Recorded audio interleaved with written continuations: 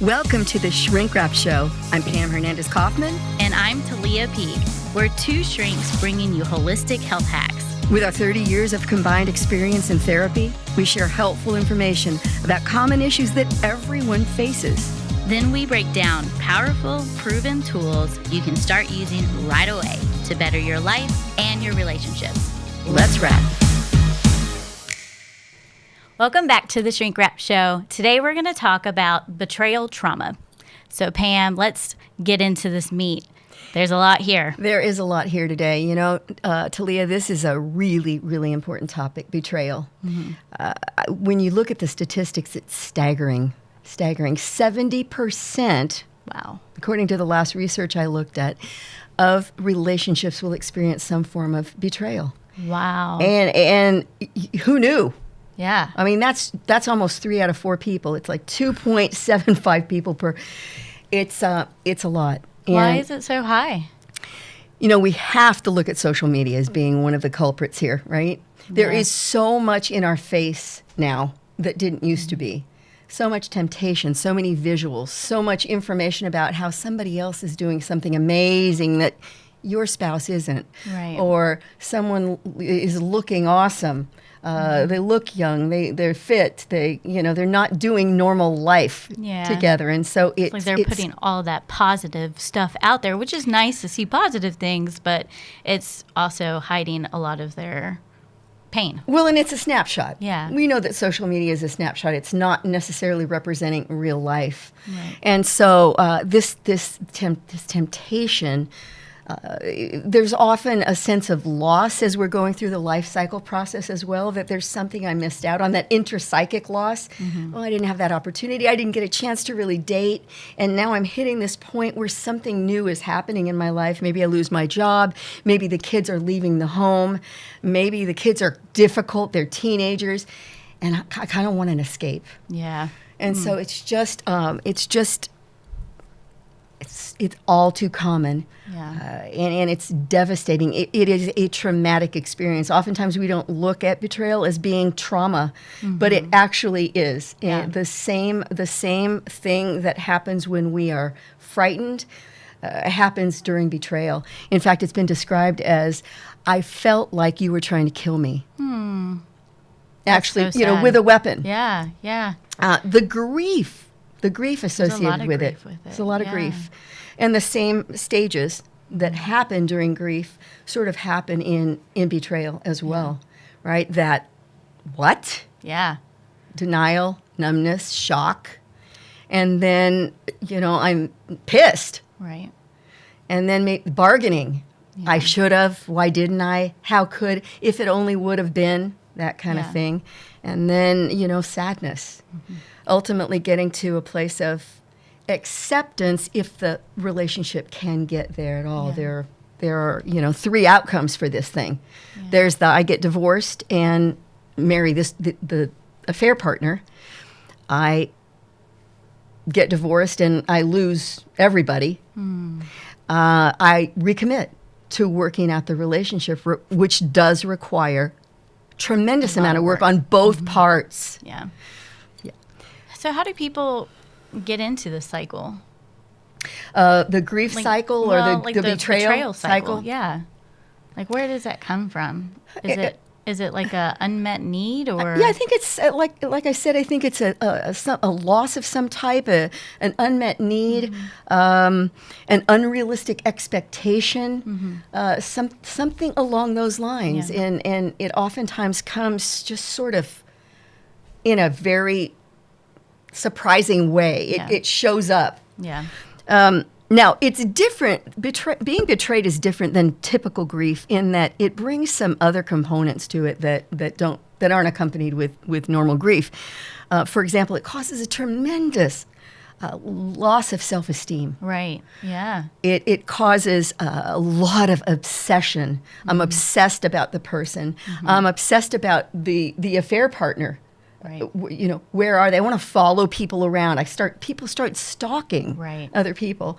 And so, the person is just really, there's a power differential, and they feel extremely vulnerable. And shame. Yeah, there's a lot of shame in that. Shame is a huge factor in this. From a brain perspective, right? We have two competing systems. So our two most important systems, the first being our attachment, our connection system. We talk a lot about this, right? We have to connect. We're built to be attached. And so we have a primary caregiver attachment that happens when we're little. And then we have an adult attachment figure. Yeah. So my need is to know that I'm protected and I'm safe and I'm connected with that person. Well, if that same person that I'm supposed to be safe and protected and connected with is the source of danger and threat, then my safety system, my fight, flight, freeze, fawn gets ignited. Right. And those two are going to be in competition with one another and cause just a crazy-making cycle Right. that kind of looks like this. I need to connect. Yeah. I'm supposed to connect. But I can't connect because you're not safe. Right. Yeah. But I feel stressed when I don't connect, so then I do. Maybe we're intimate. Maybe we just connect emotionally, whatever it is. But then I have maybe a reminder of the betrayal. And then I feel shame that I connected, so I disconnect. And then I feel shame when I disconnect because I'm supposed to connect. And so this shame just continues to loop. It just becomes a whole loop all over again. Yeah, and That's why it cycles. I love what Pia Melody says about this. She says the only way you can heal from shame that doesn't belong to you is to give it back. Ooh, that's painful. Because we don't want to hang on to shame. Yeah. It will keep us stuck, and we've talked about that in another podcast. Recovery from this needs help. We need support. It's something that is very difficult to go through alone because neither party has the resources Right. to process what's happening. And when one tries to look to the other for the support, listen, the person who betrayed is grieving also. Right. They're having to let go of something or someone, even if it's just a dream or an idea. The betrayed person is letting go of what was, and how do I recover from that? How do I trust? And how do I forgive? It's complicated, and it takes time. Yeah. There are stages in it.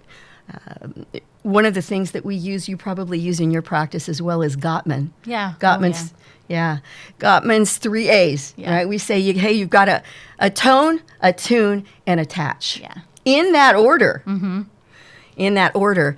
Oftentimes I've seen clients, particularly if they're women who have been betrayed, jump forward into the attachment, which is predominantly talking about sexual attachment. And because they believe I'm competing with somebody, Right. and I'm going to compete in that area, well, that leads to such confusion and more difficulty. Yeah. The man now feels, oh, she's good, we had sex. She's fine, she's not angry anymore, she's not sad anymore, we're good to go, which is not the case. Right. And she feels, particularly if she gets now even new information in, finds something on the phone or the computer, gets a call from the affair partner, whatever may happen, new information, she feels like, what I put out? And now I'm still not safe. Right. And so for both parties, it delays the healing process.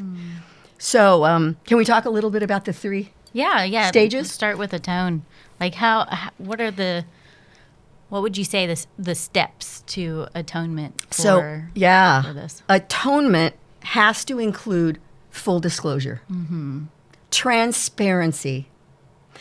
And when I say transparency, what will delay the healing process more than anything is what I call a trickling in of information effect. Right? A little bit of info, then a little bit more, then I have to find out and piece it together. The brain's going to make the story bigger and scarier than it may well be. Right. So transparency, vulnerability, full disclosure, accessibility to devices, questions can be asked Right. during this time.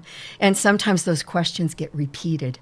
And until there's a point where it sort of settles in the brain and there's no new information coming in, that a person can begin to feel safe enough to sort of recommit to the relationship. This can be a lengthy process. Yeah.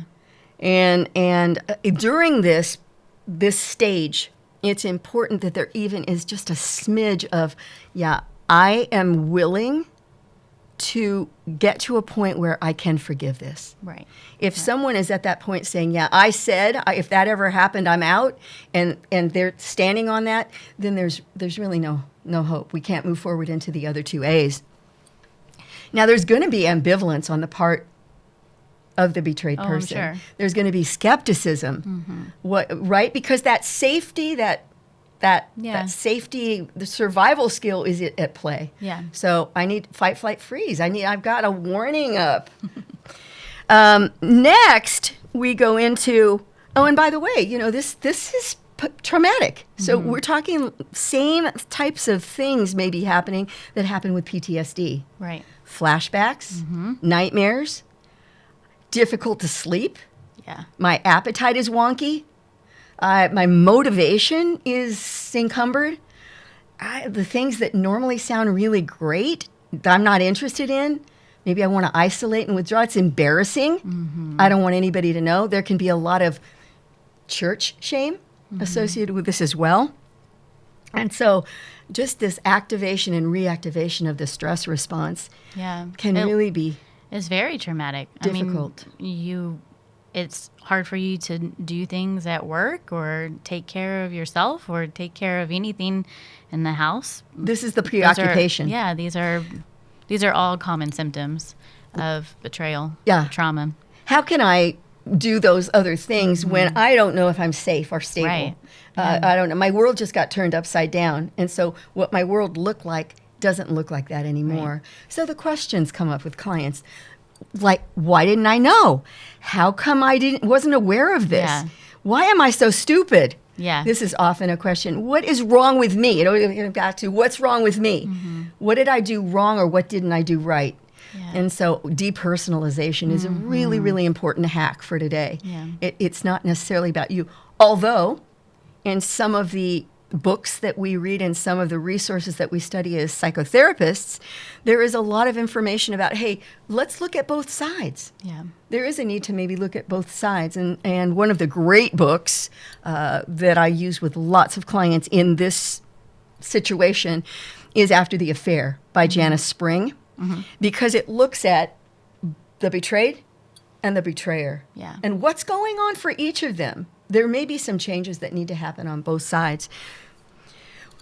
So number 2, attune. Attune. We finally get to attune. Yes, this is the place where there's an attunement that's happening, and it's sort of it's part of a tone and a tune where it's so why am I returning? If I'm returning, why am I doing that? Is it only because the other person is now not available, or is it because I truly want to recommit to the relationship I'm in? What will it look like now, our relationship? How can we resolve conflicts in a different way than we used to? And how can we negotiate this? Right. And that's the part where it does typically require the bringing in of someone else who's safe to kind of hold the information. This is a trusted, maybe mentor, wise person, maybe a pastor, pastoral counselor, maybe a licensed psychotherapist, which I don't advise going through this without that type of professional support. Yeah. It's just too hard. What's the difference between attunement and attachment? Well, attunement is we're not talking about emotional attunement at this point necessarily with this particular term. We are kind of, but we're not talking about that kind of attunement when we're talking about attachment. Yeah, we do want them to be now reconnecting with one another and become more aware of one another's feelings and thoughts and needs. And so again, it's there's sort of a merger of these two stages. Yeah. With what happened, why and how can we now talk about it? How can we talk about it? And now, one important factor here is when we have someone who comes from a secure attachment base from their childhood, Yeah. they oftentimes are able to negotiate all of this more easily because they haven't looked at their adult attachment figure as their repair. Yeah. Okay. So if I'm looking makes to that sense. person as my repair, I would be very hard pressed to ever leave, and I might develop what's called betrayal blindness. Oh. Betrayal blindness, in which case, no, Yeah. I don't want to know. I'm going to pretend that's not happening. I'm going to pretend everything's okay. My very survival depends on being with this person. And of course, this isn't healthy. Yeah. That sounds like codependency. It sounds like codependency. And so we talk with that in that instance about attachment repair. You do your attachment work that you missed from family of From origin child. so that you can then make a sound decision about what to do about this situation. Because, hey, if we have a chronic betraying situation happening, that's a whole different thing than it's a one-off. Right. We could talk a lot also about types of affairs and all of that, which we can do at a later podcast. And limerence is a huge topic to talk about as well, because this just hijacks the brain. The dopamine hit and all of that keeps someone in an affair. Lastly, Attachment. is the attachment. Yeah, and this is where we're talking physical intimacy, and this is important. This is a really critical part. It's that bringing together of the relationship. But the work, the groundwork has to be laid first before that can happen. Again, if that's forced, if that's advanced too quickly, it can really undermine the progress. Right. Yeah. Wow. It's great information. Hard information to Very hard information. listen, but it's great. I think what's really important here is to recognize that it's a process. It's a process. And it's not gonna be fixed overnight. It will not be fixed overnight. Again, there has to be a decision. I'm willing to be forgiving. Yeah. That there is a penalty Yeah. for future betrayal. And, people heal much better with the truth. Like, tell me all of it. Yeah. I can handle all of it. But if I have to make it up as I go, if I have to get bits and pieces along the way, it's just throwing me back Back to into the that trauma. numbness, shock. And again, I'm going to create a worse story. Yeah. We probably should also quickly talk about gaslighting, right? It's yeah. a hot term these days. Yeah. Everybody's talking about he's a gaslighter, she's a gaslight, she gaslit me. Yeah. And we know this is from that 40s movie where Yes. the guy's trying to drive his wife crazy by turning down making the light dimmer and dimmer slowly to the point where she thinks she's nuts. Yes. Because he's what? I don't know what you're talking about. And so gaslighting is a profoundly important and significant component in betrayal. It can be an ongoing betrayal. And gaslighting has 4 different types of elements that can be at play. Straight up lying. I didn't do anything. I don't know what you're talking about. What? There's nothing on my phone. Yeah. There was nothing on my phone. I don't know what you saw, right? And then we have scapegoating, right? It's your fault. Somehow it's something else. It's I work really hard and I deserve, or you never put out, or whatever it may be. Reality manipulation. Yeah. Right? So that's what? That's not happening right now. That's not even... Where'd you get that? Who said that? I never said that. Yeah. Right? And then Or lastly... you heard it wrong. You heard it wrong. Yeah. That's not how what I said was... Yeah. And again, if you're imbalanced already and you're carrying shame already, like it's my bad, Yeah. you're already predisposed to buy into the gaslighting. And that makes it very difficult. Again, intervention is so important, in that case, because somebody needs to kind of tell you, Yeah. you're not crazy. Yeah. Here's what's happening. That's called gaslighting. That's called love bombing, whatever the case is with an individual person. And lastly, it's straight up coercion. Yeah. Forcing someone, threatening someone. Listen, I'm going to do this. Yeah. And I will take you to the cleaners Yeah. if you don't align with it. We are going to have a threesome, ultimatum. or I am going to. You are going to allow me to have this other relationship, right? Ultimatums, threats, intimidation. Yeah. So, yeah, we want to encourage people who are going through this today with hanging in there, working through it. We want to encourage people to recommit, recognizing that most times the grass is greener on the other side, and it's more prudent to work through your relationship. And that it's possible. Forgiveness can come. There are some great workbooks. There are some great books. And there are some great therapists out there that can help people work through this. So what were those books again? So After the Affair by Janice Spring is an amazing one. It looks at both sides. Esther Perel has a book. It's The State of Affairs. It looks at that emotional shock that gets caused and some other elements. She's a little bit more liberal. And so, you might want to check that one out. We're not necessarily recommending that one. And a good therapist. And a good therapist. Good therapist. And again, there can be some amazing friends that are therapeutic as well, but this has to be someone who doesn't have a slant or bias necessarily. Right. Yeah. That makes sense. Importantly, stages. As we look at stages in this, typically we look at discovery, the discovery stage, the reaction or reactivity stage, the release, kind of emotional release, and the letting go stage as well, and then the recommitment stage. This is for someone staying in the relationship. We're going to repair this. I'm going to work on figuring out why that happened. You're going to work on forgiving, and we're going to work on this together and separately with our individual pieces. So, but, hang in there. Hang in there with this. Work on it. It's worth it. Typically. Not with abuse. With abuse, there needs to be safety first, always. Safety first. Yep. Yeah. So that is our hack for today. We hope that you enjoyed our show. Thanks for joining us. We're so glad you joined us today on the Shrink Wrap Show. If you enjoyed this episode or found it helpful, remember to hit the subscribe button, the like button, and share the show with people you care about. Also, your feedback is valuable, so leave a comment, question, or suggestion, and we'll see you next time on the Shrink Wrap Show.